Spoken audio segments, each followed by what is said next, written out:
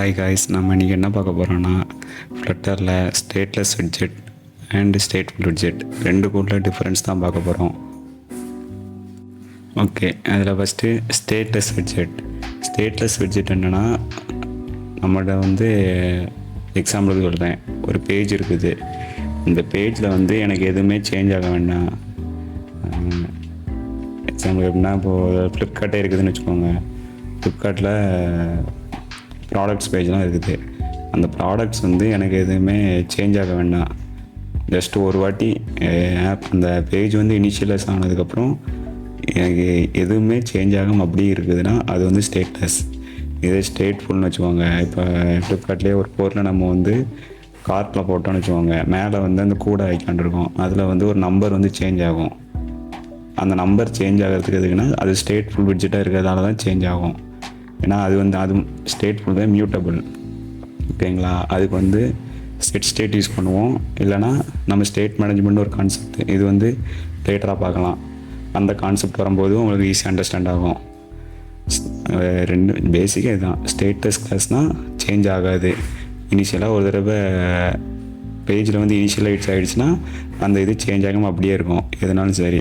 இதே ஸ்டேட்ஃபுல்னால் நம்மளோட ஆக்ஷன்ஸ்க்கு பொறுத்து நம்ம ஒரு பட்டனை ப்ரெஸ் பண்ணுறதா இருந்தாலும் சரி, அதை பேஸ் பண்ணி இல்லை டிஃபால்ட்டாக நம்ம லிசன் பண்ணோன்னா அதில் ஏதாட்டும் ஒரு சேஞ்சஸ் நடந்துக்கிட்டே இருக்குது அந்த பேஜில், அப்படின்னா அது ஸ்டேட்ஃபுல் widget-ஆக இருக்கும். ஓகே, நம்ம இப்போ ஃப்ளட்டர் கோடில் ரெண்டுக்கான டிஃப்ரென்ஸை பார்ப்போம். நான் சிம்பிளாக ஒரு கோடு போட்டிருக்கேன், ஒரு ப்ராஜெக்ட் க்ரியேட் பண்ணி. அது மெயின் மை ஆப்பில் மெட்டீரியல் ஆப்பு இதான் root of the project run பண்ணுறதுக்கு.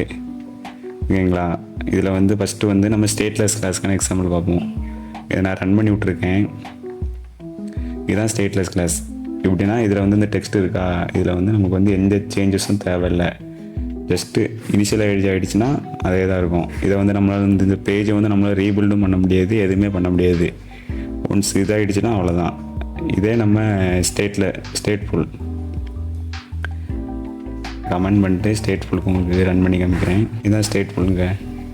இதில் எப்படின்னா நம்ம ஒரு கவுண்ட் வச்சுருக்கோம். இந்த கவுண்ட் கிளிக் பண்ண நம்மளோட பேஜில் ரிஃப்ளெக்ட் ஆகிட்டே இருக்கும். பாருங்க, கிளிக் பண்ணிட்டேன். ஒரு வாட்டி கிளிக் பண்ண உடனே அந்த கவுண்ட் ஒன்றுன்னு மாறிடுச்சு. ஆனால் எப்படின்னா இது செட் ஸ்டேட் யூஸ் பண்ணியிருக்கேன். இது ஸ்டேட்லெஸ். சிம்பிளாக ஸ்டேட்ஃபுல்லுக்கு எப்படின்னா இதான் அந்த பட்டன் இன்க்ரிமெண்ட் பண்ணுறதுக்கு. இந்த பட்டன் இன்க்ரிமெண்ட் தான் இங்கே எழுதியிருக்கேன். இந்த செட் ஸ்டேட்டுங்கிறத இந்த ஸ்டேட்ஃபுல் widget இருக்கா, இந்த இதில் மட்டும்தான் யூஸ் பண்ண முடியும். இதை நான் கொண்டு ஸ்டேட்லெஸில் யூஸ் பண்ணேன்னா எரர் அடிக்கும். ஏன்னா யூஸ் பண்ணக்கூடாது.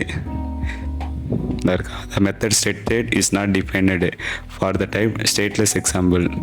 ஏன்னா செட் ஸ்டேட் ஸ்டேட்ஃபுல்லாக மட்டும்தான் உண்டு, ஸ்டேட்லெஸில் கிடையாது. ஓகேங்களா? நம்ம ஸ்க்ரீனில் ஒரு சேஞ்சஸ் கண்டிப்பாக தேவைன்னா அதுக்கு நம்ம ஸ்டேட்ஃபுல் கிளாஸ் தான் யூஸ் பண்ணி ஆகணும். ஓகேங்களா? இந்த கவுண்ட்டு நம்ம எழுதியிருக்கோம். இந்த கவுண்ட்டு இந்த பட்டன் கிளிக் பண்ண ஒன்று ப்ளஸ் ஆகிட்டே இருக்கும். அதோட ரிசல்ட்ஸ் தான் நம்ம இதில் பார்க்குறோம். 2 வாட்டி கிளிக் பண்ணுறேன், 3, 4, 5 எத்தனை வாட்டி கிளிக் பண்ணுறோமோ அத்தனை வாட்டி சேஞ்சஸ் தெரிஞ்சுக்கிட்டே இருக்கும். நம்ம ஸ்டேட்லெஸ் ஸ்டேட்ஃபுல் ரெண்டுக்கும் இன்னொரு எக்ஸாம்பிள் ஒன்று பார்ப்போம். சும்மா ஃப்ளிப்கார்ட் மாதிரி. ஓகேங்களா? இது என்னென்னா, ஃபஸ்ட்டு ப்ராடக்ட் டிஸ்பிளே நான் ரன் பண்ணி விட்ருக்கேன். இதான் ரன் பண்ணி விட்ருக்குது. இந்த ப்ராடக்ட்ஸ் இருக்குது பார்த்தீங்களா, இது ஜஸ்ட் ஒரு ப்ராடக்ட் வயர்லெஸ் ஹெட்ஃபோன்ஸ் ஒன்று கொடுத்துருக்கேன். இந்த என்டையர் ஃபுல்லாக ஸ்டேட்லெஸ். ஓகேங்களா? அந்த கார்ட் கவுண்ட் இது ஸ்டேட்ஃபுல். ஏன்னா இந்த கார்ட் கவுண்ட் இருக்குது பார்த்தீங்களா, இது மட்டும்தான் அப்டேட் ஆக போகுது. இந்த இதில் எந்த சேஞ்சஸும் நடக்க போகிறது கிடையாது. அதனால் இதை நம்ம ஸ்டேட்லெஸ்னு வச்சு இது பண்ணிட்டோம்.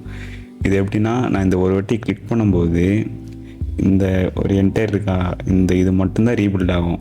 இது ரீபில்ட் ஆகாது. ஏன்னா இது நமக்கு தேவையில்லை. இது கான்ஸ்டண்ட்டாக இருக்குது. இந்த வயர்லெஸ் ஹெட்ஃபோன்ஸு எனக்கு ஒவ்வொரு வாட்டி இதை கிளிக் பண்ணும்போது அது எனக்கு ரீபில்ட் ஆக வேண்டிய அவசியம் கிடையாது. இந்த ஒரு இடம் மட்டும்தான் ரீபில்ட் ஆக வேண்டியது. அதனால் இந்த பேஜை மட்டும் நான் ஸ்டேட்ஃபுல்லாக வச்சுருக்கேன். இந்த கோட் எக்ஸாம்பிள் இந்த இதில் கொடுத்துருக்கேன். இது ப்ராடக்ட் டிஸ்பிளே, அதுக்குள்ள சைஸ்ட் பாக்ஸு. ஹைட் வேணுங்கிறதுக்காக கொடுத்துருக்கேன். இந்த ஒரு ஹைட் 20ன்னு. இது வந்து ஆட் டு கார்ட் செக்ஷன். இதான் இந்த ஸ்டேட்ஃபுல். இது வந்து product display, product wireless headphones அந்த டெக்ஸ்ட் இருந்ததில்ல அது. இது வந்து ஆட் டு கார்ட். இது கொடுக்கும்போது தான் நம்ம அந்த கார்ட்டு கவுண்ட் வந்து நமக்கு வந்து இன்க்ரீஸ் ஆகணும். இது வந்து ஆட் டு கார்ட். கவுண்ட் கொடுத்தேன்னா கார்ட் கவுண்ட் வந்து இன்க்ரீஸ் ஆகும். ரிமூவ் ஃப்ரம் கார்ட்டு கொடுத்தேன்னா ஒரு கவுண்ட் வந்து கம்மியாகும்.